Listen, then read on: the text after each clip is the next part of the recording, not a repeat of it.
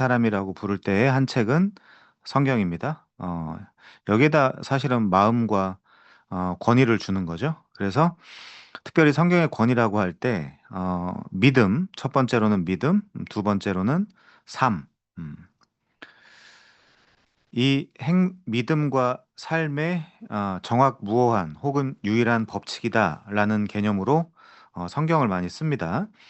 근데 우리가 그 앞으로 제가 그런 얘기들을 계속해서 해 드리겠지만 최소한 뭐 자유주의라는 거 있죠? 자유주의.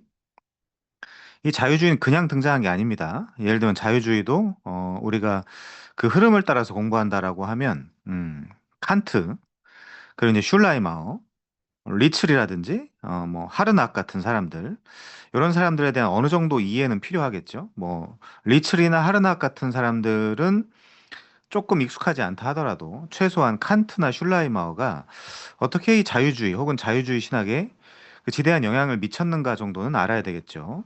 그리고 그 다음에 이 자유주의와 맞서 싸운 칼바르트라고 있죠. 칼바르트와 또 그 이후에 이제 불트만이라는 사람이 있습니다. 불트만이라는 사람. 이런 사람들은 우리가 신정통주의라고 하거든요. 신정통주의.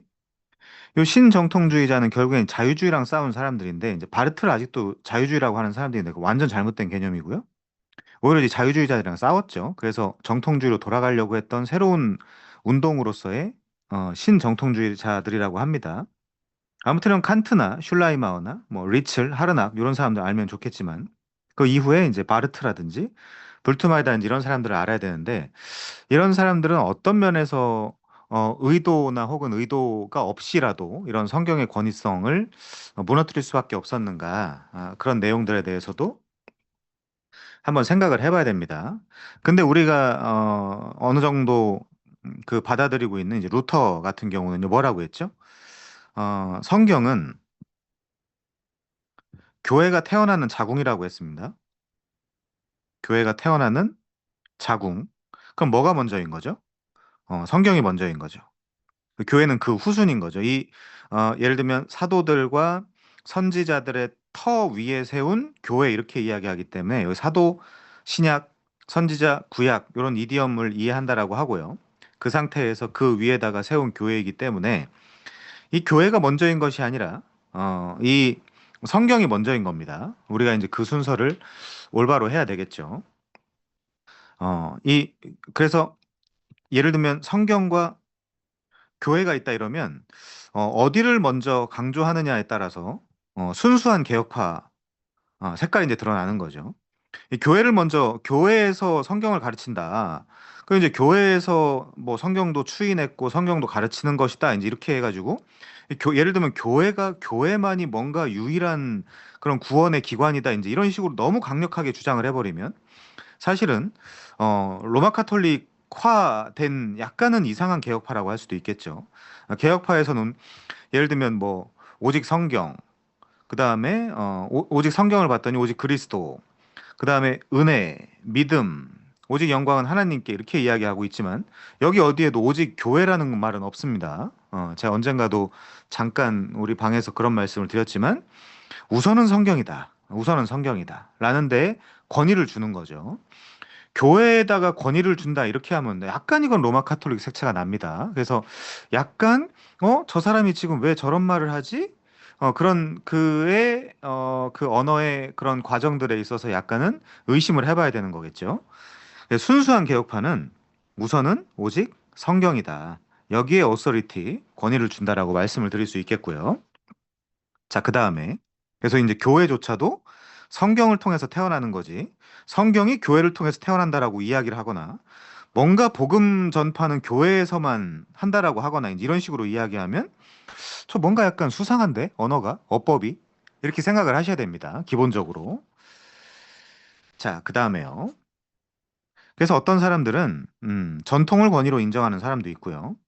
어떤 사람은 전문가의 말, 또 어떤 사람은 자신, 어떤 사람은 하나님을 권위로 인정하는 사람도 있다. 이렇게까지 이야기를 하네요. 근데 칼빈이 그런 이야기를 했죠? 칼빈이 뭐라고 이야기했냐면요. 제가 좀 인용을 하면 우리는 이 하나님께 드려야 하는 것과 똑같은 경외심을 성경해 줘야 된다라고 했습니다. 어. 왜냐면 하나님, 이거 뭔가 하나님이라 그러면 이 예를 들면 뭐 플라톤이나 이런 사람들도 이데아나 이제 이런 이야기를 많이 했는데 상상을 할 수 있잖아요. 우리 인간의 어떤 그런 기존에 가지고 있었던 어떤 그런 생각이나 아니면 그 자신의 그 선입견이나 이런 걸로 이 하나님을 상상할 수가 있잖아요. 그래서 이 하나님이라는 거는 예를 들면 신천지도 부를 수 있고 여호와의 증인도 부를 수 있고 뭐 어느 뭐 로마 카톨릭도 부를 수 있고 어 바리새인도 부를 수 있고 그 사내들인 공회원도 부를 수 있고 뭐 누구나 다 부를 수 있습니다. 사실 하나님이라는 건. 그렇지만 이 하나님을 정확하게 이해할 수 있는 그 분명한 내용이 기록되어 있는 곳이 성경이라는 거죠. 그래서 칼빈은 우리는 하나님께 드려야 하는 것과 똑같은 경외심을 성경에 드려야 한다 이렇게까지 이야기를 했습니다. 그래서 하나님을 권위로 인정하는 사람이 있습니다라고 하면 무조건 좋은 것이 아니라 이것도 그래 어떤 하나님을 경외하는데라고 물어봐야 되는 거죠. 여기서 여기서 소위 교리가 나오는 거죠. 좀 더 무거운 단어를 쓴다라고 하면 교의가 나오는 거죠. 하나님에 대한. 그래서 이런 부분 굉장히 중요하다라고 말씀을 드릴 수 있겠고요. 그래서 그냥 난 하나님을 하나님의 권위를 난 인정한다라고 이야기하는 건 누구나 할 수 있는 이야기지만 그래서 너가 그 권위를 드린다라고 하는 하나님이 어떤 분인데 그분을 성경을 통해서 나한테 설명해 줄 수 있어라고 물어봐야 되는 거죠. 점검해야 되는 거죠. 왜요? 내 영혼을 위해서. 나의 신앙을 위해서. 아무튼요. 이처럼 사람들의 행동 뒤에는 그 행동을 이끄는 원인이 있다. 요거를 이렇게 우리가 이야기할 수 있겠죠? 사람들이 세상을 바라보는 눈을 세계관이라고 합니다. 세계관, 월드뷰라고 하죠. 세상을 바라보는 관점. 여기서 뭐가 나오냐고 하면 가치가 나오죠. 가치. 왜냐하면 우리는 모세 언어를 갖다 쓴다라고 하면 70, 강건하면 80살 정도 산다. 이렇게 이야기하는데 7, 80년 사는데 예를 들면 내가 그 손흥민이 된다. 손흥민이 되는 걸 뭐 목표로 삼아야 되겠다. 그다음에 어 칼빈이 되는 걸 목표로 삼아야 되겠다. 이거 완전 다른 영역에 있는 사람들이잖아요. 그러면 7, 80년밖에 못 사는데 내 꿈은 손흥민이 되는 것과 칼빈이 되는 것입니다. 그리고 하나 더 하고 싶은 것이 있다라고 하면 예를 들면 뭐 니체가 되는 것입니다. 이렇게 하면 신학, 철학, 뭐 여기 체육계 그러니까 축구 이렇게 한다라고 하면 7, 80년밖에 못 사는데 내가 세상을 바라보는 세계관에서 가치라는 것이 나오는데 이 어떤 걸 골라야 되잖아요. 내가 세계관이 있는 상태에서 뭐가 가치 있는 것이냐를 골라야 되는 것이고요. 이 가치 있는 것을 고르게 되면 그 다음에 거기서 행동 방식이 나오는 거죠. 내가 가치 있는 걸 골랐으니까 이렇게 살아야 되겠다. 1번 몇 시에 일어날 것, 2번 뭘 할 것, 3번 뭘 먹을 것 이러면서 어떤 그런 이 행동 방식 같은 것들이 나오는 거죠. 행동 방식이나 행동 양식 같은 것들이. 그래서 이처럼 사람들의 행동 뒤에는 어떤 행동을 해요, 사람들이. 분명 이건 이제 결과죠, 사실은. 어떤 결과로서의 행동을 하는데 그 결과로서 행동을 하는 데는 7, 80년밖에 못 사는 인간이 그 행동을 하는 데는 분명히 이끄는 원인이 있다. 그게 세상을 바라보는 눈, 세계관이고 그 다음에 거기서 가치라는 걸 정하는 눈, 가치관이라는 것이고 거기서 내가 어떤 것을 가치 있게 여기고 어떻게 살 것인지에 대한 소위 엑시올로지, 엑시올로지. 이걸 이제 보통 뭐 윤리다 이제 이렇게 이야기하기도 하는데, 그러니까 서양 철학사에서 어떻게 살 것이냐, 이제 이런 것들이 나오는 거죠. 아무튼 여러분의 어떤 행동을 할 때 어떤 근거로 합니까? 이제 이런 프로세스가 없이 행동하는 존재를 동물이라고 하는 거죠. 동물이라고 하는 겁니다. 자, 그 다음에요. 우린 지금 이렇게 행동을 했다. 이제 전통을 최고로 여기 인정하는 사람. 야, 이전까지 이렇게 해왔는데라고 이야기를 많이 하겠죠. 그쵸? 우리 그동안 이렇게 해왔는데 왜 자꾸 바꾸려고 그러는 거야? 피곤하게. 이제 이렇게 전통을 최종 권위로 여기는 사람. 그다음에 전문가의 말을 최종 권위로 여기는 사람. 예를 들면 뭐 박사학이라든지 뭐 이제 이런 사람들. 이제 이런 사람들이 뭐라고 이야기를 하면 이제 그냥 따라가자. 이제 이렇게 이야기하는 사람도 있을 수 있고요. 나 자신을 권위로 인정하는 사람. 예를 들면 뭐 고타마시 타르타가 있을 수 있겠죠. 어, 이 세상 위에 나 혼자밖에 없다. 이제 이렇게 이야기했던 고타마 시타르타. 우리가 이제 우리 발음으로 하면 석가, 석가모니라고 하는 석가. 이런 사람도 있을 수 있고요. 그 다음에 하나님을 권위로 인정하는 사람, 이 사람들을 성도라고 합니다. 성도. 음. 하나님이 그렇게 말씀하셨기 때문에 나는 그렇게 행동한다. 근데 하나님의 말씀이 특별 계시라고 할 때 어디에 기록되어 있다는 거죠? 성경에 기록되어 있습니다. 어. 앞으로 계속 찾아볼 거예요. 이런 성경의 정경화 과정이나 이런 부분에 대해서 계속해서 공부를 해 나갈 것입니다. 자, 이처럼 사람들은 자신이 믿고 행동하는 최종적 권위를 자기 자신이나 다른 사람이나 하나님께 두며 살아간다. 어떤 사람은 자기 자신, 자기 확신, 또 어떤 사람은 다른 사람, 또 어떤 사람은 하나님. 요게 성도가 하는 일이겠죠. 자, 이처럼 권위란 누구의 말을 믿고 누구의 말에 순종하느냐의 문제입니다. 창세기 3장을 보면요. 나하쉬, 뱀의 말을 들었죠. 그러면서 이 인류의 모든 비극과 이런 전쟁, 기아, 다툼, 뭐 이런 모든 비극이 실은 뱀의 말을 들은 하나님의 말씀이 아니라 뱀의 말을 들은 이 사건에서 비롯됐다라고 우린 이해할 수 있겠죠. 권위는 관계적인 용어로서 넓은 의미의 통치권, 지배권을 말합니다. 그러면서 바로 이 뱀의 권위 아래 들어가서 소위 말해서 죄의 속박 아래 살고 있죠. 우리가 온 인류가 죄의 속박 아래 살고 있죠. 그때 하나님 말씀을 들었으면 좋았을 텐데 이제 이렇게 우리가 이제 이야기할 수 있겠죠. 자, 그렇지만 너희가 얼마나 하나님 말씀을 듣지 않는 존재이냐라는 걸 역사 속에서 하나님께서 보여주실 필요가 있다라는 것이 에베소서 1장이 되는 겁니다. 자, 권위란 사람들이 믿음과 행동의 원천이며 그럼 누구한테 권위를 준 거예요? 뱀한테 준 거죠. 뱀은 요한계시록 12장에 보면 사탄이다, 용이다. 용이 어디 삽니까? 바다에 살죠. 바다.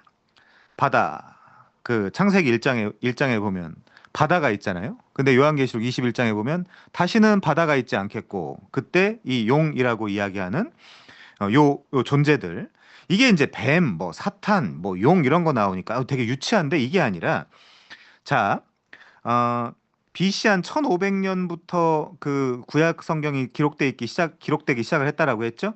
그 당시 사람들의 세계관과 과학관 아래에서 쓰인 겁니다. 이게 그냥 우리는 그걸 이해한 상태에서 성경을 해석을 하는 사람들인 거죠. 아무튼요. 권위란 사람들의 믿음과 행동의 원천이며 뱀을 믿었을 때 어떻게 했죠? 뱀에게 권위를 줬을 때 뱀의 말을 믿은 거죠. 보암직한데? 먹음직한데? 지혜롭게 할 만큼 탐스러운 나무인 것 같은데? 라고 뱀한테 권위를 준 거죠. 그러면서 행동을 한 거죠. 어떻게 해요? 먹어보자. 저 하나님 째째할 수 있는 거 아니냐? 먹어보자. 그렇게 이제 결정을 한 겁니다. 그 결정의 배경 원인에 있어서의 권위는 뱀이 가지고 있었던 거죠. 나하쉬가 점친다란 얘기입니다. 기본적으로. 자, 사람들의 믿음과 순종을 이끌어내는 힘을 말한다. 권위가 그렇습니다. 그렇다면 이러한 권위 어디서 비롯된 것일까요? 모든 권위는 하나님께로부터 시작이 되는데 이 하나님도 잘못 이해하면 추상적인 개념이 될 수 있습니다. 그렇기 때문에 이 추상적인 개념을 객관적이고 구체적이며 절대화시킨 것이 성경이죠. 그래서 칼빈은 뭐라고 했다고요?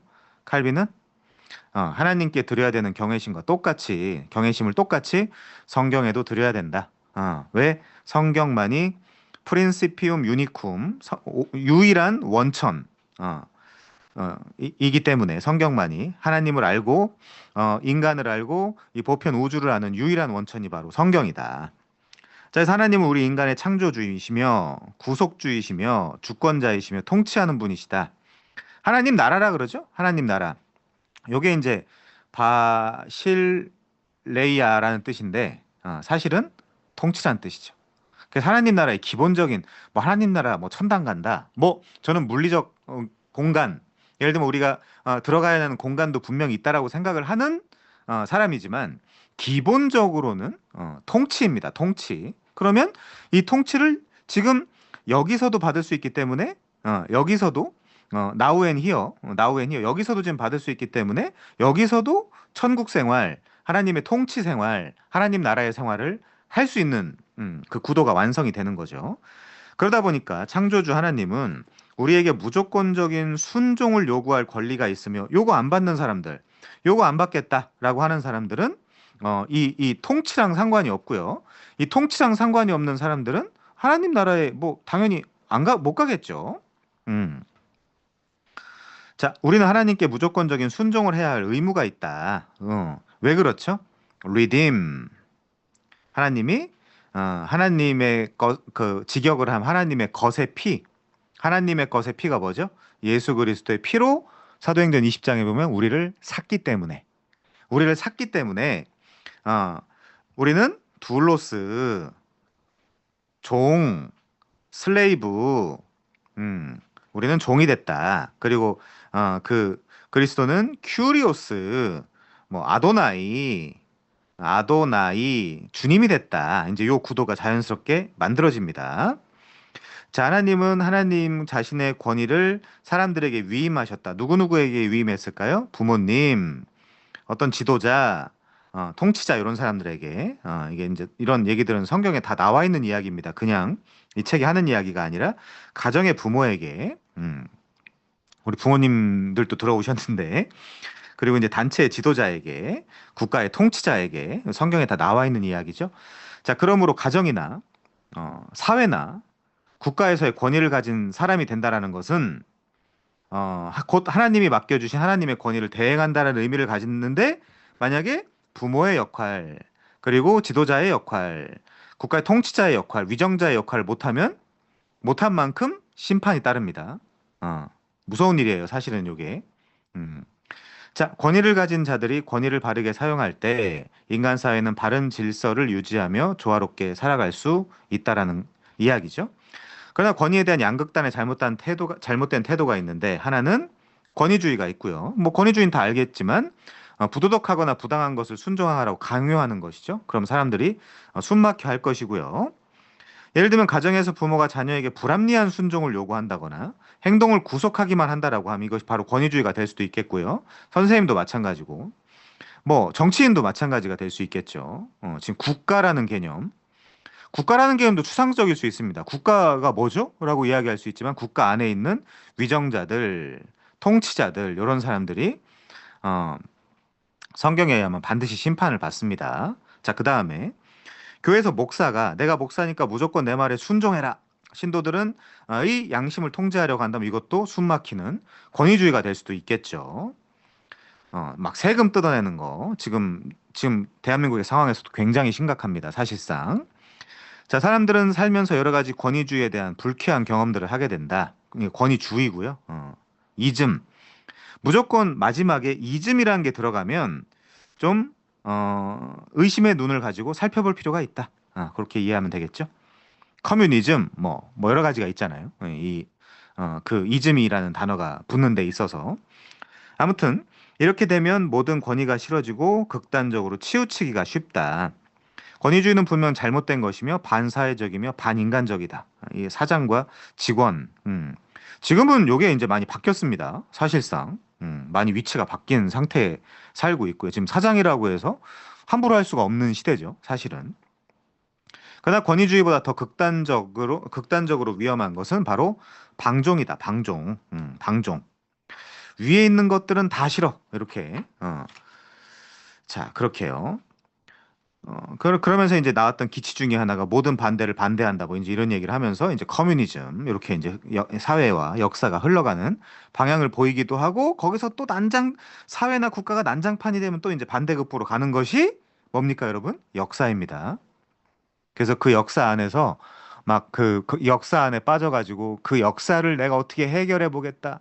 그 역사 안에 막 천착해서 내가 뭔가를 해보겠다. 이제 그것이 중요한 것이 아니라 이런 역사가 계속해서 지난주에 표현한 대로 진자운동 반복되는데 요 반복되는 역사를 하나님께서 허락을 하셨고 요때 하나님께 순종함으로 이 초역사 혹은 이 하나님의 통치를 받는 사람들이 돼야 되는 거겠죠. 자, 이전에는 권위주의가 문제였다면 오늘날은 방종주의가 문제다. 이 둘 다 문제입니다. 권위주의도 문제고요. 방종주의도 문제입니다. 오늘날은 무엇이든지 자유의 이름으로 기존의 정당하고 합법적인 모든 권위를 무시하려고 하는 경향이 생겨났다. 자, 그런 경향이 분명히 이 시대에 있죠. 그 시대적 사조를 우리가 포스트 모더니즘이라고 하기도 합니다. 모던, 모던이라는 건 이제 뭐 근대인데 이제 포스트가 붙어 있으면 후근대죠. 후근대, 음, 후근대 이즘 주의 이렇게 이제 이야기할 수도 있겠네요. 후근대주의의 특징이 모든 권위들을 다 깨부시고, 나의 예를 들면 뭐 쾌락이라든지, 음, 자유라든지, 자유는 좋은 거니까 방종이라고 합시다. 뭐 이제 나의 방종이라든지 이렇게 이야기할 수도 있겠죠. 그래서 권위 자체를 부정하는 것은 곧 혼란, 무질서한 세상을 초래하게 된다. 그래서 이 권위도 뭐 목사가 뭐 정치인이 선생님이 부모님이 이렇게 이제 그 권위를 잘못되게 쓰면 그 잘못되게 쓰는 자체로 또 혼란과 무질서가 올 수 있기 때문에 예를 들면 어 하이스트 하이스트 굿 이 궁극적인 선 누구인 거죠? 하나님인 겁니다. 바빙크에 의하면 그 하나님의 권위를 따라서 살게 되면 이런 문제들이 해결될 것이다. 그래서 칸트식으로 이야기하면 지고지순한 유일한 그 도덕 최고의 선이 있어야 되는데 거기서 신이 요청이 되는 거죠. 자, 인간관계가 사회가 조화와 질서를 유지하기 위해서는 정당한 권위에 대한 순종, 즉 도덕과 법을 순종하는 것이 필수적이다. 근데 뭐 편법을 쓴다거나 뭐 이제 이렇게 하면서 살짝살짝 도망가는 인간들이 있다. 이렇게 이야기할 수 있겠죠. 그래서 현대 자유민주주의의 초석을 놓은 사람이 사실은 잘 모르시겠지만 칼빈입니다. 음, 존 칼빈이고요. 존 칼빈의 현대 자유민주주의 체제의 핵심 사상은 두 가지예요. 법치입니다. 하나는 그 다음에 법치 안에서 자유입니다. 요게 이제 칼빈주의의 정치 사상이고요. 요게 이제 나중에 활안해서 신칼빈주의자들에 의해서 조금 더 이제 그 우파 사상이라든지 예를 들면 아브라함 카이퍼나 그 헤르만 바빙크 같은 사람들이 소속돼 있는 당 이름이 뭐였냐면 반혁명당이었거든요. 한국말로 그 번역을 한다라고 하면 반혁명당. 혁명을 하는 거를 반대한다는 뜻이죠. 혁명을 해본들 혁명을 한들 다시 니네들이 정권을 잡을 텐데 그럼 뭐 어떡하라고? 똑같은 일이 반복될 텐데. 그러니까 혁명이 아니라 그러니까 혁명을 하는 것이 아니라 반혁명당의 기치는 개혁이죠. 잘못된 걸 조금씩 바꿔가자는 이야기였습니다. 자, 이런 그 시초 그리고 이런 모든 그 정치 사상의 초석을 놓은 사람이 칼빈입니다. 이런 거 잘 모르시죠? 아무튼요. 넘어가서 나중에 또 칼빈의 어떤 그런 정치 사상이나 이런 이야기 할 기회가 있으면 그때 가서 한 번 더 말씀을 드리도록 하겠습니다. 기독교인의 가장 중요한 특징은 권위를 존중하고 권위를 믿는다. 그 중에서도 성경의 권위를 최고의 권위로 인정한다. 성경의 권위란 성경이 가지고 있는 권위를 말한다. 성경은 하나님의 말씀으로서 권위가 있다. 그래서 하나님, 물론 잘 생각해 보면 성경에 이 하나님에 대한 모든 내용이 담겨 있진 않죠. 그렇지만 성경 외에 하나님을 알 수 있는 객관적이거나 절대적인 지식이 없습니다. 그래서 현실적으로는 우리에겐 하나님과 성경이 똑같은 거예요. 이 말 오해하시면 안 됩니다. 성경에 하나님의 모든 것이 담겨 있지 않아요. 절대.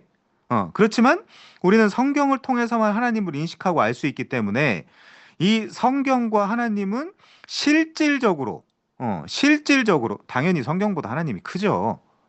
그렇지만 실질적으로 하나님을 알 수 있는 유일한 프린시피움 유니쿰은 성경이기 때문에 지금 이 역사 속에서 그리고 이 시간 속에서 하나님의 권위와 성경의 권위는 동등하다라고 이야기할 수 있습니다. 아닌데요? 저는 음성을 듣는데요? 저는 집에서 제비를 뽑는데요? 우림과 둠밈으로 하나님의 뜻을 제가 나름대로 결정을 하는데요? 환상을 보는데요? 음성을 듣는데요? 다 주관적인 거잖아요.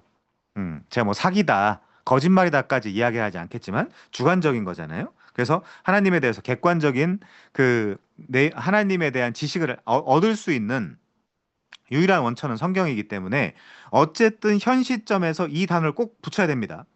형용사를 실질적으로 성경과 하나님의 이 역사 속에서의 권위는 같다라고 볼 수 있겠죠. 자, 제 말 오해하지 않기를 바라고요. 오해할 말을 전 하지 않았습니다. 자, 그 다음에요. 성경은 하나님이 하나님의 백성을 다스리는 통로입니다. 그렇죠? 유일합니다. 음.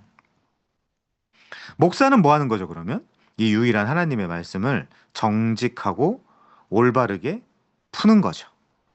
자, 두 번째요. 성경은 우리 믿음과 행동의 최고 기준이며 절대 법칙입니다. 우리 삶의 나침판. 그래서 우리 믿음과 행동은 언제나 성경을 통해서 분별돼야 되겠죠? 검증돼야 되겠습니다. 특별히 뭐가요? 두 가지가 있는데 첫 번째는 믿음, 두 번째는 행동. 우리의 믿음과 행동. 절대 무오한 규칙, 규범. 음. 자, 진리와 공의의 원천이신 하나님의 말씀인 성경. 그래서 다시 이 형용사를 쓰면 실질적으로 이 성경은 하나님의 권위와 이 역사 속에서 시간 속에서 같다라고 이야기할 수 있겠죠. 아닌데요?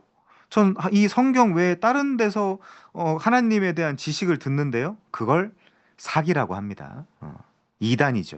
사이비입니다. 자, 그렇다면 성경이 하나님의 말씀이라는 것을 우리 어떻게 알 수 있나요? 성경이 하나님의 말씀이라는 것은 여러 가지 증거를 통해서 알 수 있다. 자, 웨스트민스터 신앙고백서 1장 5절에 보면요. 성경이 하나님의 말씀이라는 증거를 이렇게 이야기한다.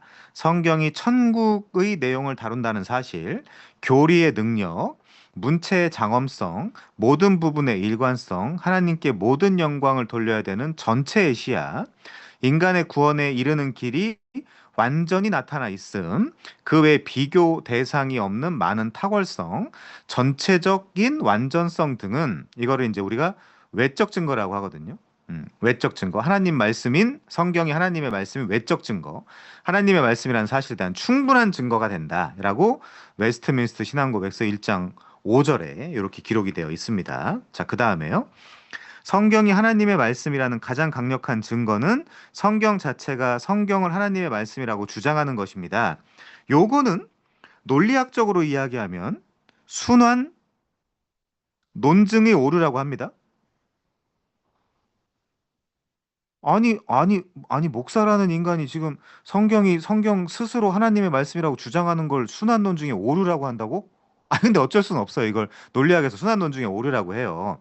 자, 그래서 이런 논증은 좋지 않습니다. 사실은 그래서 내 안에 계신 성령이 끊임없이 내적으로 이 성경이 하나님의 말씀이라고 증언해 주시기 때문에 어쩔 수 없이 우리는 이 성경의 권위를 무시할 수가 없다. 이제 이렇게까지 사람들이 이야기하기도 하죠. 자, 우선은요. 저 이렇게 한번 이야기해 보겠습니다. 히브리어로 이렇게 쓰거든요. 나 이제 이렇게 씁니다. 요 카나가 뭐냐면 갈대예요. 갈대. 자, 요 갈대가 뭐냐면 그 당시엔 뭐 예를 들면 지금 우리는 뭐 줄이나 이런 자가 굉장히 잘 나와 있으니까 요 갈대 가지고 어떤 것들을 측정을 했어요. 그건 이제 영어 단어에서 미저라고 하죠. 미저. 그래서 이 갈대 가지고 어떤 그런 길이를 잰다거나 어떤 것들을 측정을 했는데 요 카나라는 히브리어에서 카논이라는 단어가 옵니다. 카논. 카논이 뭐죠? 이것도 줄자. 뭐 성경에 나오는 표현대로 하면 측량줄 뭐 이런 거거든요. 카논이. 이제 카나는 갈대고요. 그러니까 요것도 카논도 미저죠. 뭔가 그 길이를 잰다거나 측량을 한다거나 하는. 그럼 이 카논이라는 게 뭐냐? 캐논입니다. 캐논. 영어 단어로 하면 일본의 그 카메라 회사가 캐논이라고 있는데 우리는 그 광고 카피가 있어요. 광고 카피가 뭐냐면 우리는 모든 카메라의 기준이 된다. 그러니까 이제 이 캐논, 헬라어 카논, 그 이제 요런 히브리어 이 카나 같은 것도 카나라고 발음을 하는데 카나 같은 것도 전부 다 이제 사실상 기준이라는 뜻이죠. 자, 그러면 여러분 한번 제가 좀 이런 얘기를 한번 해볼게요. 그러면 이 카나라고 하는 혹은 카논이라고 하는 이게 이제 정경이라는 뜻이 되는데 정경은 성경입니다. 자, AD 397년 카르타고 공의회까지 와서야 성경 66권이 확정이 되거든요. 그럼 그 이전까지는 몇 권이었을까요? 그 이전까지는 숫자가 계속 달라집니다. 그 이전에는 성경을 그 당시 사람들이 인정하는 숫자가 굉장히 달라져요. 그래서 예를 들면 우리가 구약부터 이 신약 시대를 거쳐가지고 이 카르타고 공의회를 하게 되는 AD 한 4세기까지 굉장히 많이 이런 그 리스트가 조금씩 조금씩 달라지는데 예를 들면 첫 번째 첫 번째 시대를 캐논 원 시대라고 합니다. 캐논 원 시대. 캐논 원 시대는 뭐가 중요하냐면 이 캐논 원을 라틴어로 레귤라 피데이라고 하거든요. 레귤라 피데이. 피데이 많이 들어보셨죠? 솔라 피데. 뭐 비슷하죠? 이 믿음입니다. 이 레귤라는 뭐냐면 룰 오브 페이스. 아주 필수적인 믿음이란 얘기예요. 필수적인 믿음. 그러니까 여기 필수적인 혹은 요점, 보편적인 뭐 이제 이런. 그러니까 우리가 꼭 믿어야 하는 내용을 이 레귤라 피데이 혹은 룰 오브 페이스라고 하고 그걸 캐논 원이라고 하는 겁니다. 캐논 원. 그러면 요 캐논 원에 대한 내용은 뭐겠어요? 우리가 다 하나님 앞에서 죄인인데 오직 예수 그리스도를 믿음으로만 구원을 받는다. 요거를 캐논 원이라고 해요. 그걸 이제 레귤라 피데이라고 하는 겁니다. 캐논 원을. 자, 그리고 이 캐논 원은 그러면 구약 때부터 계속해서 이 캐논 원에 대한 내용이 있었겠죠. 왜냐하면 구약 시대 때 어떻게 구원을 받죠? 믿음으로. 뭘 믿음으로? 하나님의 약속, 하나님의 언약 안에 담겨 있는 구속주 메시아에 대한 말씀을 듣고 그것을 믿음으로 구원을 받거든요. 그러면 구약 시대 때도 캐논 원은 존재했던 겁니다. 캐논 원이 뭐라고요? 레귤라 피데이, 필수적인 믿음, 룰 오브 페이스. 자, 근데 항상 예를 들면 39권이었다라고 하거나 27권이었다는 게 아니거든요. 역사를 살펴보면 요 과정을 살펴보는 걸 성경 정경화 과정이라고 하는 겁니다. 성경 정경화 과정. 성경이 정경이 되기까지의 과정이 어떠했는가? 자, 그러면 예를 들면 39권, 27권, 이렇게 66권이 확정되기 전에 캐논 1이 있었는데 숫자가 굉장히 많이 달라지겠죠. 예를 들면 헤르마스의 뭐 그런 목자 이런 성경 이런 그 책도 있거든요. 그거 초대교회 때 성경으로 받아들였습니다, 사람들이. 근데 빠졌잖아요. AD 397년에. 그러니까 어떤 성경이라고 당시 사람들이 주장했던 것들이 들어가기도 하고 빠지기도 하고. 예를 들면 구약에서 전도서, 지금도 논란이 많습니다. 아가서, 아니 연애하는 게 성경이라고? 에스더, 아니 하나님이라는 이름조차도 나오지 않는 게 이게 성경이라고? 이런 것들. 전도서, 이거 너무나 염세주의적인데 이게 성경이라고? 지금도 논란이 되는 성경들이에요. 지금도. 그러니까 이런 것들이 역사 속에서 들어가기도 하고 빠지기도 하는 과정을 거치다가 AD 91년경 얌니아 공의회에서 확정이 됐겠죠. 몇 권으로요? 39권으로. 음. 근데 요 안에 담겨 있는 캐논 원이 뭐라고요? 반드시 믿어야 되는 절대 규범, 절대 내용을 레귤라 피데이라고 한다라고 했죠. 그러면 이렇게 그다음에 이제 신약으로 넘어가면 저 이제 베드로 후서에 대한 설교도 이제 가끔 하기도 했었는데 베드로 후서 지금도 안 받아들이는 교회들이 있거든요. 베드로 후서 요한계시록은 어떨까요? 안 받아들이는 교회들 많거든요. 사실 막 시리아나 이런 데 가면 그러면 유다서 같은 경우는요. 여기 지금 에녹님도 계시지만 유다서에는 에녹서도 인용을 하고 있습니다. 유다서 안에 들어가 보면 그럼 베드로 후서라든지 또 뭐가 있어요? 계시록이라든지 이거 성경 아니라고 안 받아들이는 교회 지금도 많이 있습니다. 그다음에 뭐 유다서라든지 뭐 이런 것들 이거 지금도 그러니까 예를 들면 그냥 이렇게 얘기해 볼게요. AD 91년부터 AD 397년까지 어떤 리스트를 그러니까 성경 정경 리스트를 만드는 데까지 뭔가 들어가기도 하고 빠지기도 하고 뭐 이제 그 전에도 마찬가지였겠지만 보태지기도 하고 했겠죠. 그러다가 이제 여기서까지 이 시점 와서까지 이제 66권이 된 건데 요 혼란스러운 시기를 캐논 2의 시기라고 합니다. 음. 캐논 1 이해하셨죠? 자, 그리고 AD 397년이 돼서 이제 성경 66권이 정경이다. 요거는 기독교인들의 믿음과 삶의 절대 무오한 하나님의 말씀이다라고 정한 게 캐논 3예요. 그러면 여기서 여기서 뭐가 제일 중요합니까? 뭐가 제일 중요한 것 같아요? 사실은 캐논 1이죠. 요 캐논 1을 좀 더 보존하고 이걸 좀 더 부각하게 하기 위한 캐논 2의 시대, 캐논 3의 시대가 있었던 거죠. 그래서 예를 들면 우리 개혁파가 잘못 가면요. 성경은 무조건 66권만이 하나님의 말씀이고, 그러니까 이런 이야기만 계속하는 사람들이 있거든요. 근데 이런 이야기보다 더 중요한 게 뭐가 있죠? 예를 들면 저도 가끔 하는 이야기인데 어떤 사람이 존 칼빈이라는 사람의 기독교 강요를 보고 성경 본 적이 없습니다. 이 사람이 기독교 강요만 보고 이 칼빈이라는 사람의 말을 들으니까 칼빈이라는 사람의 글을 읽어보니까 내가 죄인이고 예수를 믿어야 되겠네라는 깨달음을 얻었어요. 그래서 예수를 믿게 됐어요. 실제. 그럼 이 사람 구원 받습니까? 못 받습니까? 자, 그러면 요게 좀 헷갈리면 어떤 사람이 아프리카 오지로 선교를 가요. 거기 아예 성경도 없는데 갑니다. 거기 가가지고 여러분 오직 예수 그리스도라는 분만이 이 세상의 유일한 창조주이시며 구원자이십니다. 여러분은 그분을 믿으셔야만 구원을 받습니다라고 아프리카 오지에 있는 사람들이 이 예수 그리스도에 대한 복음 내용을 듣고 믿게 됐어요. 이 사람 구원 받을 수 있습니까? 없습니까? 성경 66권 없는데요. 자, 그 내용이 캐논 1이라는 거예요.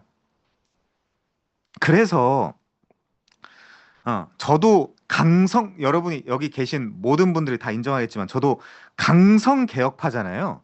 그래서 이 형식주의, 형식 논리, 성경은 66권이 아니, 여러분이 나훔, 스바냐, 아모스 이런 거 막 통전적으로 다 이해한 다음에 천국 갑니까? 하나님의 백성이 됩니까? 아니잖아요. 솔직히 현실적으로 아니잖아요. 그래서 제가 늘 이야기하는 게 현실에 기초한 이야기를 해야 되지, 명분, 당위, 이 얘기를 누가 못해요? 어. 그래서 맨날 성경 66권이 하나님의 말씀입니다. 성경 66권이 근데 에르메스의 뭐 목자상이나 이런 거 왜 들어왔지 뭐 했지 이런 논쟁. 이런 논쟁할 시간에 이 칼빈의 기독교 강요 그리고 이 아프리카 오지 뭐 일본에도 성경 없는데 많습니다. 뭐 1%도 예수 믿는 사람이 없다라고 하잖아요. 어쨌든 간에 복음 전하고 선교하는 게 낫겠죠. 자, 그거를 어, 레귤라 피데이, 룰 오브 페이스, 캐논 1이라고 하는 거예요. 이 캐논 1을 더 잘 부각하게 하기 위해서 캐논 2의 시대가 있었던 것이고 캐논 3의 시대까지 와서 성경 66권이 확정이 된 거죠. 이런 형식 논리. 자, 그런 거 주의하셔야 되고요. 그래서 어딨냐?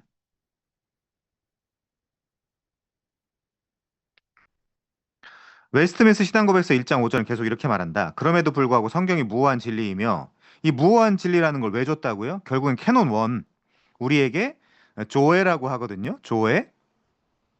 조회. 조회가 뭐냐면 생명이란 뜻입니다. 우리에게 생명을 얻게 하기 위한 캐논 1. 룰 오브 페이스. 레귤 레귤라 피데이. 요 내용이 더 중요한 거죠. 성경에서도. 여기서 우리가 뭘 신앙할 것이고 어떻게 살 것인지가 나오겠죠, 당연히. 여러분, 나훔, 스가랴, 제가 세게 이야기하면 이런 거 몰라도 구원받을 수 있습니다. 자, 네, 물론 알아야 되겠죠. 알려고 노력을 해야 되겠죠. 그 온당한 성도라고 하면. 자, 신적인 권위를 갖는다는 사실을 우리가 완전히 수긍하고 확신하게 되는 것은 그러니까 지금 이 얘기 너무 싫은데 요런 사람들이 순백주의자인 거예요. 순백주의자. 어, 엘리트주의자. 이런 사람들 구약 시대가 아니라 신약 시대에 순백주의자, 순결주의자, 엘리트주의자들이 있었죠. 이런 사람들이 바리새인입니다.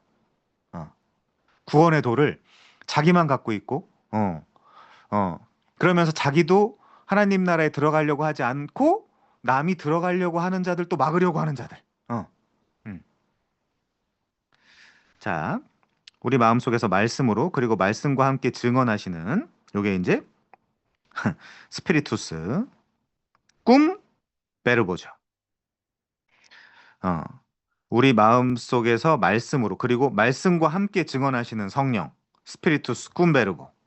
그리고 말씀을 통하여 일하시는 하나님, 스피리투스, 페르, 베르붐, 베르붐, 베르보, 영어로는 버벌. 언어죠? 언어. 여기서 이야기하는 건 성경이죠. 스피리투스 페르, 이건 통하여, 꿈, 함께 이렇게 이해하시면 되겠습니다. 그래서 뭐 현대판 바리새인, 뭐 순백주의자 이런 쓸데없는 거 하면 안 돼요. 어, 우리는 레귤라 피데이, 선교, 전도, 어, 여기에 사실 천착하면서 계속해서 하나님의 말씀을 배워가는 사람들인 거지. 아니, 솔직히 이야기해서 뭐 말라기, 잘 모르잖아요. 어. 근데 성경에 대해서 잘 모르는데 뭐 에녹서를 왜 유다서에서 인용했는지 전도서는 왜 그렇게 그런 건지 잘 모르는데 성경 66권 하나님의 말씀입니다. 계속 무슨 그 딱따구리처럼 딱따구리가 아니죠. 앵무새처럼 계속해서 이 말만 반복하고 있는 사람들. 그걸 이제 순백주의자라고 이야기하는 겁니다. 우린 그 위험에 빠지면 안 될 것 같고요. 캐논 원. 음. 진짜 성경을 통해서 믿어야 되는 내용이 뭐고 살아야 되는 규칙이 뭐냐 요거를 에센셜하게 이해를 해야 되겠죠. 자, 그다음에요. 예수님은 구약 성경의 권위를 인정하셨다. 예수님은 구약 성경을 이루는 것을 자신의 핵심 사역으로 보았다. 내가 율법이나 선지자를 자, 요것도 사람들이 자꾸 잘못 인용하는데요. 내가 율법이나 선지자를 폐하러 온 줄로 생각하지 마라. 그러니까 여기만 자꾸 율법 폐기론자들을 공격할 때 예수님이 율법이나 선지자를 폐하러 오지 않지 않았냐라고 인용을 하는데 이거는 이 전체를 어떻게 해석해야 되냐면요. 그냥 막무가내로 폐하러 온 것이 아니라 완성하기 위해서 왔다. 그러면 완성된 거예요. 이 완성된 거에 더 방점이 있는 거지 지금 뭐 폐하냐 마냐 이제 여기에 방점이 있는 게 아닙니다. 그래서 히브리서에 보면 완성돼서 폐하여진 거죠. 히브리서의 기자는 그렇게 이야기한다니까요. 어, 폐하여졌다라고? 율법은 아무것도 온전하게 못할지라. 계속해서 이제 그런 이야기를 하는 거죠. 그러니까 지금 이 성구를 해석하는 데 있어서는 율법 폐기론자들, 저 이 사람들 반대합니다. 반율법주의자들, 물론 반대하는데 이 사람들을 공격하기 위해서 예수님이 율법이나 선지자를 폐하러 오지 않았다라는 얘기를 갖다 하려고 존재하는 성구가 아니라 하기 위해서 오셨다라는 얘기를 하기 위한 증거 구절로 사용은 돼야 되는 거죠. 자, 뿐만 아니라 예수님은 신약 성경의 권위를 인정하셨다. 그들의 말로 말미암아 나를 믿는 사람들도 위함이니 그들의 말이 누구겠어요? 아포스톨로스, 사도들이겠죠. 사도들과 그 사도들 그을 따르는 사람들이 되겠죠. 자, 그들의 말로 말미암아 나를 믿는 사람들도 위함이니 여기 신약이라고 써 있지만 이들이 사람들한테 전도할 때 우리도 뭐 교리 이런 얘기 많이 하지만 신약 성경에 써 있는 말만 그대로 전달해 줬을까요? 아니죠. 그럼 뭘 전달해 줬을까요? 그게 레귤라 피데이입니다, 여러분. 레귤라 피데이, 롤 오브 페이스. 자, 그렇죠. 충분히 다 이해하실 거라고 생각하고요. 두 번째, 예수님의 사도들도 성경에 대한 신적 권위를 인정했다. 제가 이거 무시한다는 게 아니라요. 신적 권위, 그래, 신적 권위. 그 신적 권위 인정해서 뭐 하자는 데로까지 가야 되는 거죠. 누구를 믿고 어떻게 살고 이제 이런 데까지 가야 되는 거죠. 자, 사도들은 자신의 설교나 편지가 신적 권위가 있음을 말했다. 여기서 주어가 보세요. 주어. 내가 너희에게 편지하는 이 글이 주의 명령인 줄 알라. 강력하죠. 그 다음에 요한은요. 지우고 한번 설명을 해볼게요. 지우고 요한은 이렇게 말합니다. 우리는 하나님께 속하였다. 하나님을 아는 자는 우리의 말을 듣는다. 하나님께 속하지 않는 자는 우리의 말을 듣지 않는다. 이렇게 우리. 그 사도 요한이 또 잘 쓰는 표현 중에 이제 전통이라는 단어도 있죠. 이건 이제 물론 사도들의 전통입니다. 로마 카톨릭의 전통이 아니고요. 자, 이처럼 사도들은 구약과 신약을 모두 하나님의 말씀으로 인정했습니다. 인정했죠. 그 인정해서 뭐 어쩌자고. 캐논 1을 추출해서 사람들한테 전도하고 선교해야 된다라는 논리까지 가야 되겠죠. 그렇다면 성경 자체가 성경 하나님의 말씀으로 주장하는 거 어떻게 받을 수 있나요? 성령이 성령이 부정하게 안 하신다. 부정을 못하게 하신다. 이렇게 이야기하는 거죠. 성령이 신자들에게 성경이 하나님의 말씀이라는 것을 믿는 신앙을 주셨기 때문입니다. 거절을 못하겠어요. 부정을 못하겠습니다. 이게 이제 개혁파의 논증이죠. 자, 고린도전서 2장 13절. 우리가 이것을 말하거니와 사람의 지혜가 가르친 말로 아니하고 오직 성령께서 가르친 것으로 하니 영적인 일은 영적인 것으로 분별하느니라. 푸뉴마티코스 아나크리네타이. 영적인 일은 영적인 것으로 분별하느니라. 육에 속한 사람은 하나님의 성령의 일을 받지 아니하나니 받지 못하죠.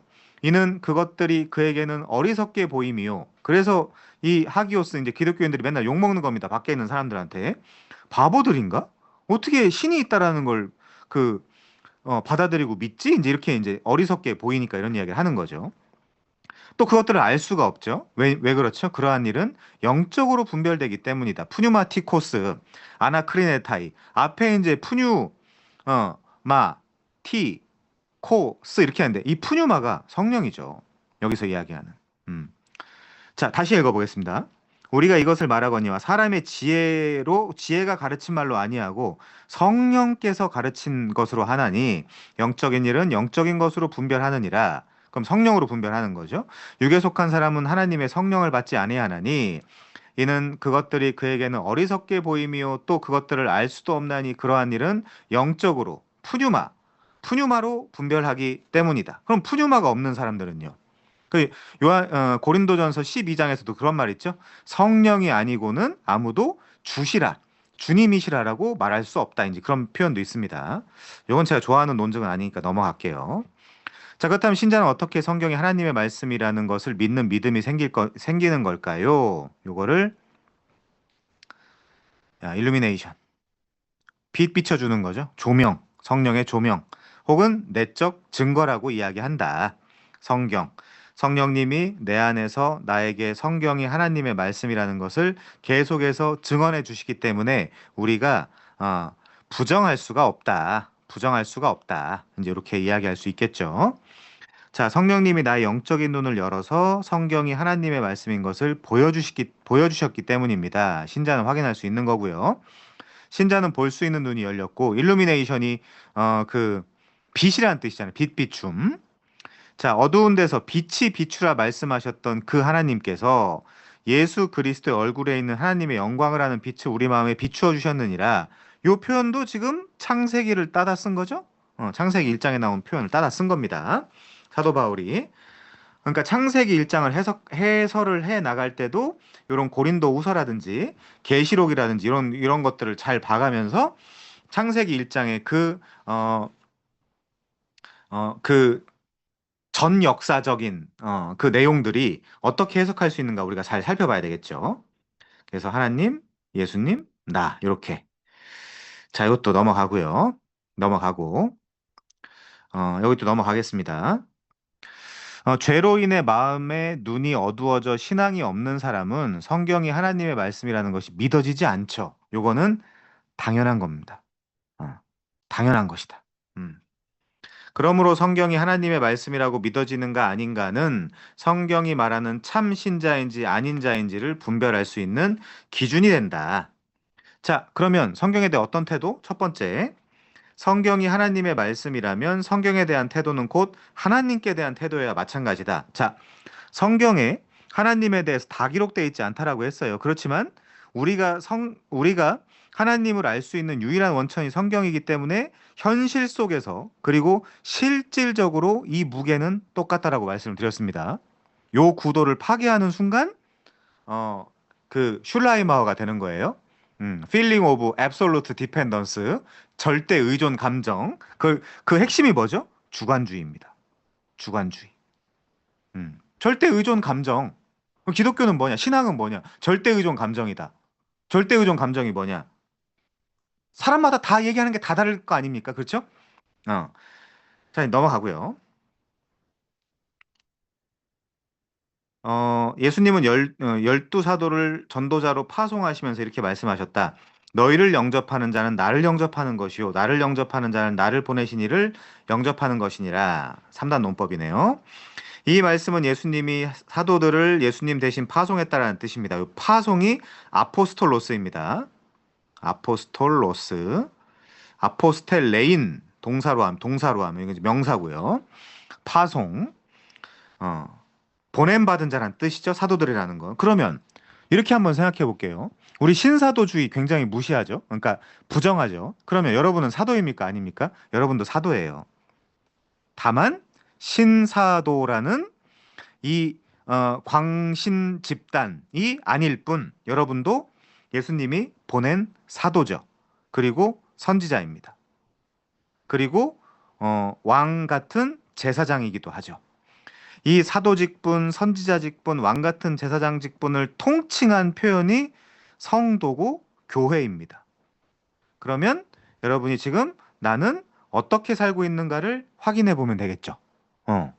난 지금 사도로서, 선지자로서, 왕 같은 제사장으로서 역할을 잘 감당하고 있는가. 요한계시록 마지막 부분에 보면 이 역할을 감당하고 있는 그 순교자, 증인자들만 하나님의 백성입니다. 여러분 잘 들으세요. 그냥 어, 예수 믿어서 그냥 난 나중에 천당 가겠지가 아니라 이 예를 들면 중생과 성경에 나타난 모든 그 하나님의 백성들은 중생할 때 소명을 같이 받습니다. 중생할 때 소명을 같이 받아요. 이거 없이 중생만 하는 거 없어요. 물론 논리적 순서로서 중생이 먼저고 그 이후에 소명으로 가겠지만 중생과 소명은 여러분 그 누구 그게 모세가 됐든 뭐 떨기나무에서 예를 들면 하나님 그리스도를 만나잖아요. 거기서 그러면서 뭐라 그러죠? 내 백성을 끌어내라. 예레미야도 마찬가지고 바울도 마찬가지고 모든 사람들의 이 중생하는 장면에 보면 하나님이 시키는 일이 있어요. 그러면 이 교회라고 하는 에클레시아 음, 이 교회라고 하는 에클레시아한테 뭘 시킵니까? 하나님의 말씀을 전하라는 걸 시킵니다. 어. 그래서 제가 여기 지금 되게 좋아하는 집사님, 이 집사님이 들어오셨는데 옛날부터 그런 얘기를 제가 많이 했죠. 교회에서 주차 봉사를 시키거나 뭐 김치 담그라고 시키거나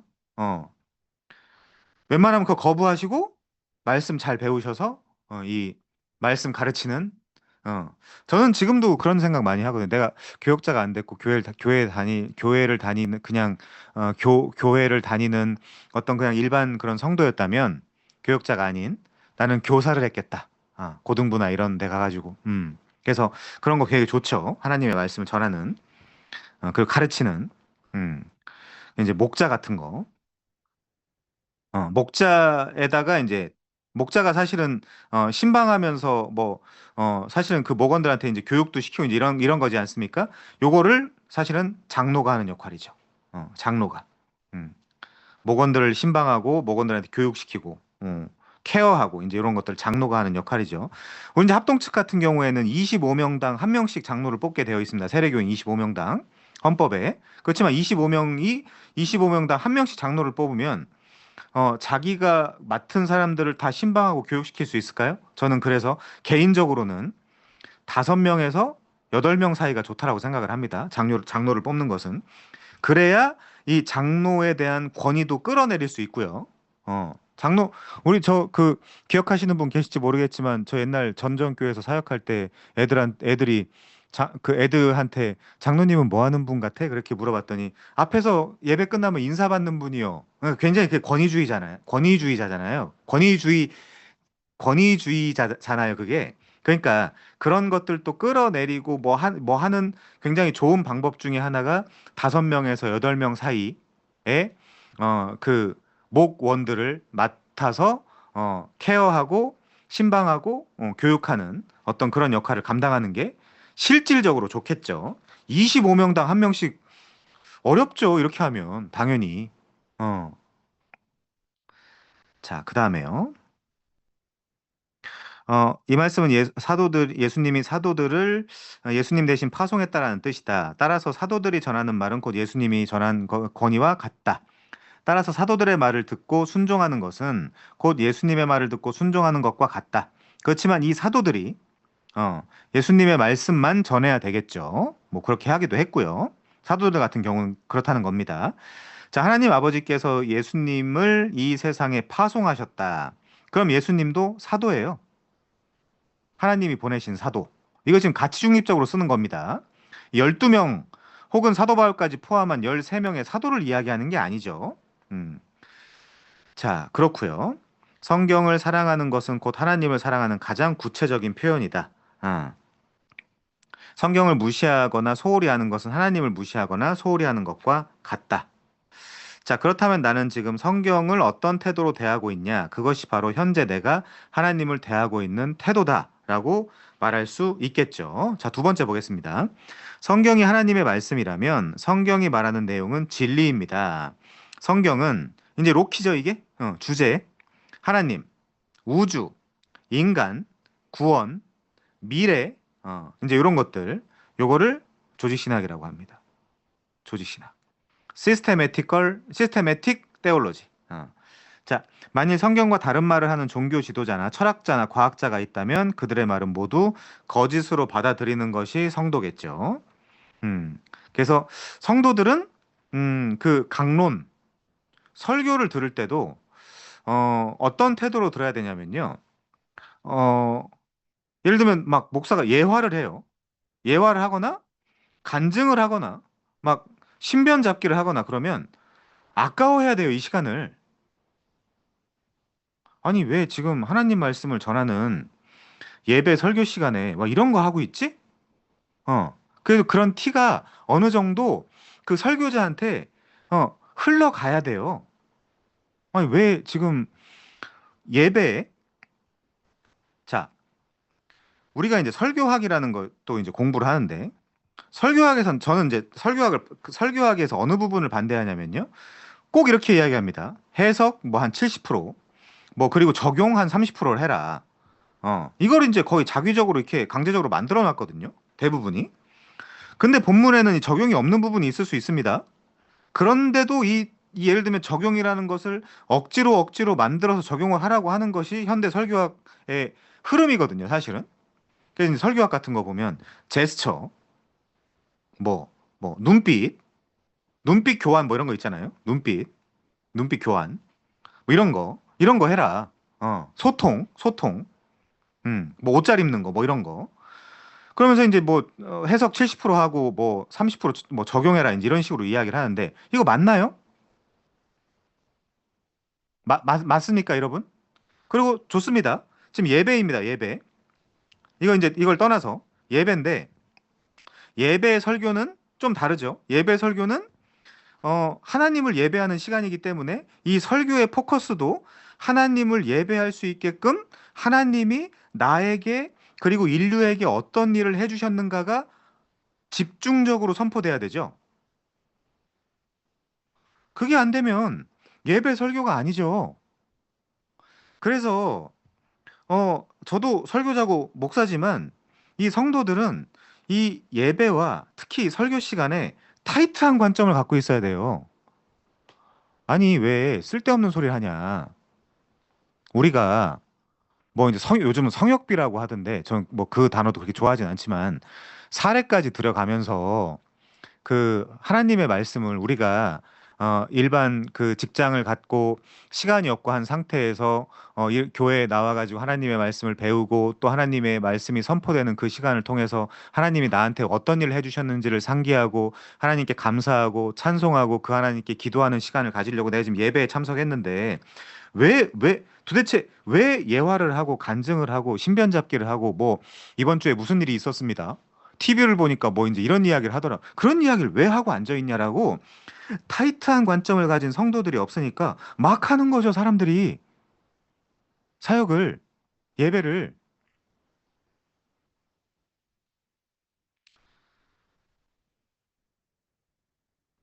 자, 아무튼요. 절대 진리 하나님의 말씀, 요것만 또 그 앵무새처럼 계속 반복할 것이 아니라 절대 진리인 하나님의 말씀, 성경, 그걸 통해서 절대 진리가 선포되게 해야 되겠죠. 거기까지 가야 되겠죠. 자, 그 다음에요. 진리는 무엇입니까? 진리는 바로 하나님의 말씀입니다. 요한복음 17장 17절을 보니까요. 제가 그냥 읽어드리겠습니다. 그들을 진리로 거룩하게 하옵소서. 아버지의 말씀은 진리입니다라고 하셨더라고 예수님께서 직접. 진리는 무엇입니까? 진리는 바로 하나님의 말씀입니다. 하나님 이외에 누가 참된 지식을 가질 수 있겠습니까? 오늘날 많은 사람들이 이렇게 주장을 한대요. 이 세상에서 모든 사람이 동일하게 믿어야 될 객관적 절대 진리는 없다. 이게 이제 칼빈이 그 소크라테스가 등장하기 전에 소피스트들이라고 했던 궤변론자들의 주장이죠. 상대주의자들, 절대 진리는 없다라고 이야기했던 프로타고라스나 이제 이런 사람들의 주장이죠.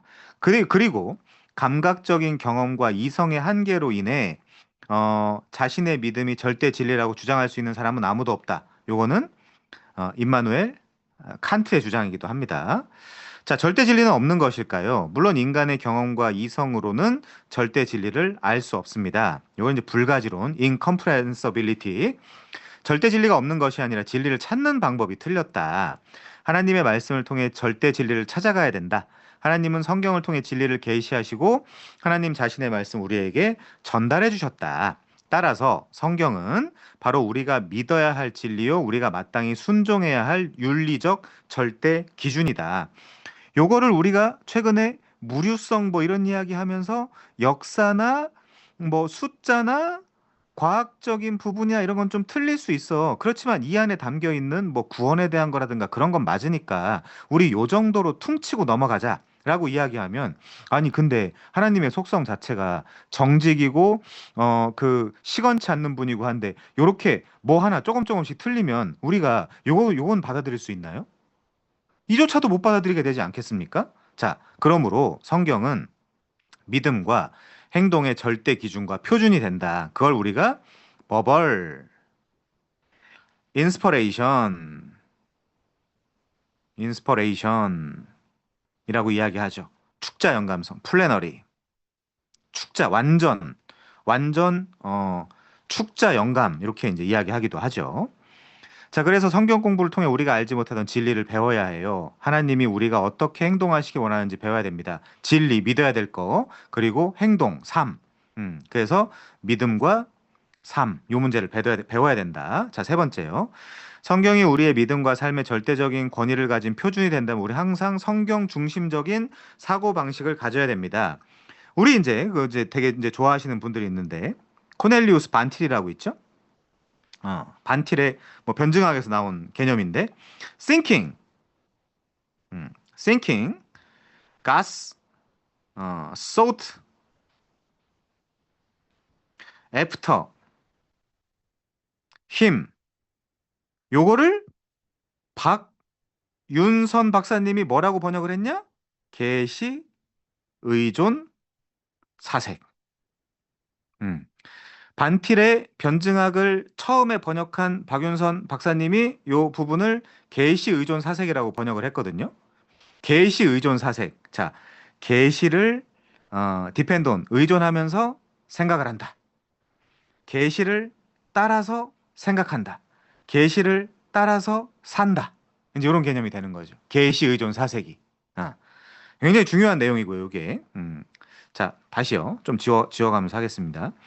성경이 우리 믿음과 삶의 절대적인 권위를 가진 표준이 된다면, 계시, 의존, 사색이 된다면, 우리는 항상 성경 중심적인 사고 방식을 가져야 된다.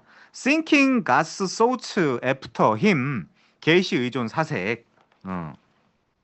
혹은 이렇게 표현할 수도 있겠죠. Revelation. dependent thinking. thinking. 요게 이제 계시, 의존, 생각 이렇게 이제 이야기할 수도 있겠죠. 자, 어떤 문제에 직면하거나 어떤 상황에 부딪힐 때마다 그 문제에 대해서 성경이 뭐라고 말하는가를 먼저 생각해야 되겠죠. 근데 우리는 우선 기도부터 하잖아요. 그러면서 뭔가 이쪽에는 배추도사가 있습니다. 이쪽에는 무도사가 있어요. 그러면서 아, 일로 가는 것 같은데? 아, 일로 가는 것 같은데? 일로 하다가 이제 자기 마음에 그래 무쪽인 것 같아라고 이제 이쪽 결정하고 이쪽을 선택하고 이쪽을 결정하는 사람들이 나는 기도해서 응답받았어라고 이야기하는 사람들이 많이 있죠. 저도 제 지금 기도 무시하는 거 아닙니다. 근데 이제 순서가 자 이렇게 이야기할게요.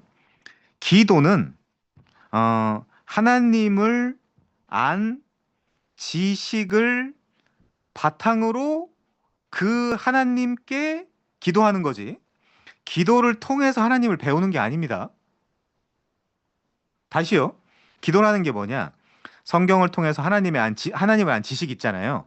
그 지식을 가지고 하나님 이러이런 분이셨네요. 근데 제가 하나님 이러이런 분이신 줄도 모르고 제가 이렇게 행동했습니다. 정말 죄송합니다. 회개죠. 그 다음에 근데 하나님의 뜻이 성경에 드러난 뜻, 나타난 뜻으로 이렇게 계시가 돼 있네요. 근데 제가 연약해서 그 일을 잘 감당하지 못하고 있는 것 같습니다. 하나님, 우리 힘으로도 능으로도 안 되는 그 일을 하나님의 성령으로 제가 하나님께서 우리에게 원하시는 그 일을 행할 수 있도록 도와주세요.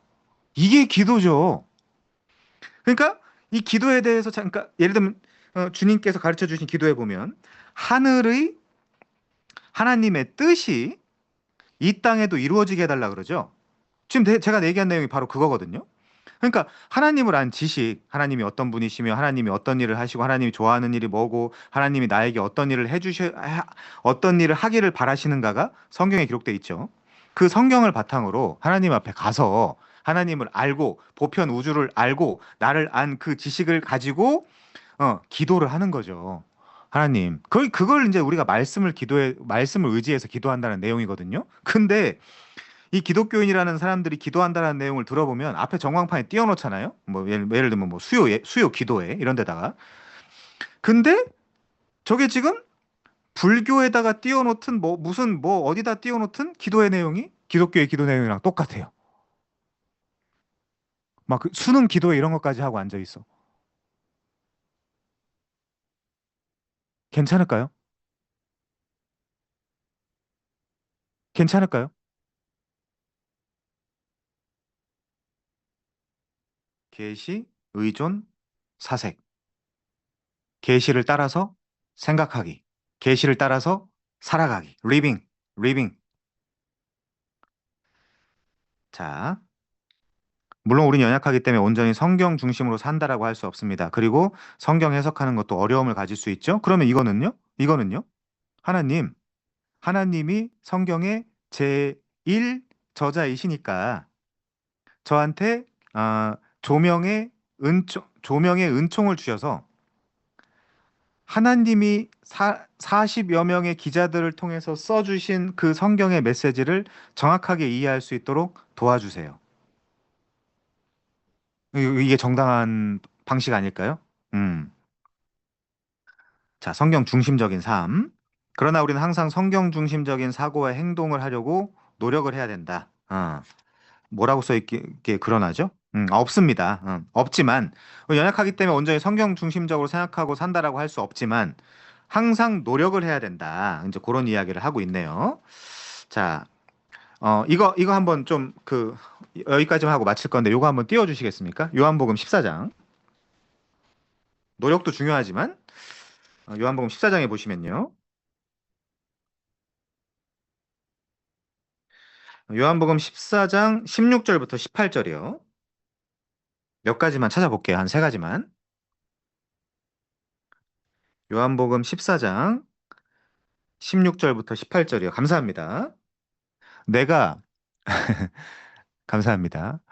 내가 아버지께 구하겠으니 그가 또 다른 보혜사를 너희에게 주사 영원토록 너희와 함께 있게 하리니 그는 진리의 영이라 세상은 능히 그를 받지 못하나니 이는 그를 보지도 못하고 알지도 못함이라 그러나 너희는 그를 아나니 그는 너희와 함께 거하심이요 너희 속에 계시겠음이니라 내가 너희를 고아와 같이 버려두지 아니하고 너희에게로 오리라. 자, 그 다음에요. 이번에는 25절부터 26절도 한번 띄워주시면요. 어, 요한복음 14장 25절부터 26절입니다. 같은 장이요. 감사합니다. 내가 아직 너희와 함께 있어서 이 말을 너희에게 하였거니와 보혜사라는 거는 보호하시고 가르쳐 주시는 어, 보호하시고 은혜롭게 가르쳐 주시는 선생님이라는 뜻입니다. 보혜사는. 그래서 영어 성경에 뭐라고 번역돼 있죠? 컴포터. 음. 자, 보혜사, 보호하시고 은혜롭게 가르쳐 주시는 선생님, 곧 아버지께서 내 이름으로 보내실 성령, 그가 너희에게 모든 것을 가르치고 내가 너희에게 말한 모든 것을 생각나게 하리라. 음. 이게 잘 안 되죠? 연약하기 때문에 성경 중심적으로 살고 이런 것들이 잘 안 되죠? 그러면 지금 이 두 가지 정도 보니까 또 다른 보혜사라는 분이 등장합니다. 또 다른 보혜사가 누구였냐면 성령이죠. 성령 근데 너희 안에 거하신다라 그러죠? God dwells among us. 어, 너희 안에 거하신다라고 합니다. 요걸 이제 우리가 내주라고 하죠. 성령의 내주. 그러면 성령은 멀리 계시지 않아요. 성령은 헬퍼도 되고요. 컴포터도 됩니다. 그건 이제 영어 성경마다 다 다르게 번역이 되어 있어요. 아무튼 어, 그 헬라어로는 어, 옆에서 부르다 이제 이렇게 되어 있습니다. 자, 어쨌거나 그러면 성령은 멀리 계시지 않고 가까이 계시고 가까이 계실 뿐만 아니라 내 안에 계시죠. 내 안에 계시다로 표현이 되어 있습니다. 그러면 요게 잘 안 될 때, 이 성령과 함께 동행하면서 성령님, 저희가 잘 안 돼요. 이 성경 중심적으로 생각도 잘 안 되고 사고도 잘 안 되고 사는 건 더더욱 어렵습니다. 성령님 도와주세요라고 하면 이분이 안 도와주실까요? 그렇지 않겠죠. 지금 약속을 의지해서 기도를 하는 거니까요. 자, 한 가지만 더 찾아보면요. 요번에는 16장, 요한복음 16장, 13절 하나만 보겠습니다. 요한복음 16장 13절. 번역이기 때문에 헬퍼도 되고 컴포터도 됩니다. 자, 감사합니다. 그러나 진리의 성령이 오시면 그가 너희를 모든 진리 가운데로 인도하시리니 그가 스스로 말하지 않고 오직 들은 것을 말하며 장래일을 너희에게 알리시리라. 저게 성령 하나님이 우리와 함께 아주 가까이에서 심지어 우리 안에서 계시면서 해주실 일들이죠. 그래서 여기 다시 한번 읽어보고 정리하겠습니다. 어떤 문제에 직면하거나 어떤 상황에 부딪힐 때마다 그 문제에 대해서 성경이 무엇이라고 말하는가를 먼저 생각해야 된다. 당연하죠. 어, 하나님의 뜻을 아는 거는 성경입니다. 객관적인 뜻. 물론 우리는 연약하기 때문에 온전히 성경 중심적으로 살 수 있다고 말할 수는 없습니다. 그때 제가 지금 요한복음 14장, 16장에서 찾아드렸던 것처럼 보혜사, 그게 어, 헬퍼가 됐든 컴퓨터가 됐든 보혜사, 성령이죠. 내 안에 계신 성령님께 성령님 도와주십시오. 성경을 통해서 보니까 하나님의 뜻이 이러한 것인데 저는 연약하여 이러한 것은 고사하고 요거 하나도 제대로 할 수 없네요. 성령님. 그렇지만 성령님이 저와 함께 해주시면 제가 하나님의 뜻을 성령님과 함께 이룰 수 있지 않나 싶습니다. 성령님 도와주세요. 라고 살아가는 것을 신앙생활이라고 하는 거죠. 그래서 신앙생활이라는 거는 어, 예를 들면 이신론, 뭐 자연신론이라고 하기도 하는데 하나님은 저 높은 보좌에 그냥 앉아 계세요. 그리고 인간들이 성경에 기록되어 있는 많은 뜻을 막 하나님의 어떤 도움이나 이런 거랑 상관없이 막 이걸 해드리고 하나님은 그냥 시계에 태엽을 감아놓듯 그래 365점 365점 며칠 23점 몇 시간 자전 공전 뭐 이런 식으로 그냥 돌아가라. 돌아가라. 그렇게 하고 그냥 돌아가게 해놓고 하나님은 보좌 위에 앉아 계시고 잘하면 복 주고 못하면 심판은 이게 아니고요. 이건 신앙생활이 아니고 성령님과 그 애농님도 계시지만 구약에서는 동행 그걸 할라크라고 하거든요. 히브리어로 할라크. 신약 성경에서는 페리파테오 성령님과 걸어감 동행 이게 신앙생활이지. 아 하나님은 저 위에 심판관으로 계시는데 나는 여기에서 애쓰고 힘써도 안 되네. 아 하나님한테 난 심판밖에 못 당하겠네. 요거는 이실론이에요. 이실론. 이실론은 여러분 이따 검색해 보세요. 이실론. 이단이에요. 이단. 이단. 이미 역사 속에서 이단이라고 확정이 된 거예요. 자, 그래서 내 생각은 이런데. 기도하고 이런 생각 하지 않겠습니까? 사람들이? 내 느낌은 이런데. 기도하고 이런 거 하지 않겠어요? 누군가 이렇게 말하던데 음성 들었다고 누가 하지 않겠어요? 안수기도. 뭐 어떤 분 진짜 끔찍 축사. 어. 우린 지금까지 이런 전통을 따라왔는데 이런 게 아니라 성경 드러나고 나타난 하나님의 뜻 이걸 가지고 하나님께 가는 거죠. 어. 자, 성경이 서라면 서고 성경이 가라면 가는 삶의 태도를 취해야 됩니다. 그러므로 기독교인은 성경의 사람이라고 불리는 것입니다. 그게 권위예요. 성경의 권위. 이제 스스로 자문해 보시기 바랍니다. 나는 성경을 내 삶의 최고 권위로 인정하며 살아가고 있는가 한번 자문해 보면서요. 내가 지금 어떤 상태에 있는지 한번 돌이켜 보면서 이게 막 제대로 가고 있다라고 하면 더 잘 가시면 되고요. 만약에 좀 부족하다 그러면 다시 한번 성령님께 제가 이 길을 잘 갈 수 있도록 도와달라고 기도하면서 성령과 함께 할라크 페리파테오 하는 여러분 되길 바라겠습니다. 시간이 많이 지나서 오늘 여기까지만 하고 마치겠습니다. 수고하셨습니다.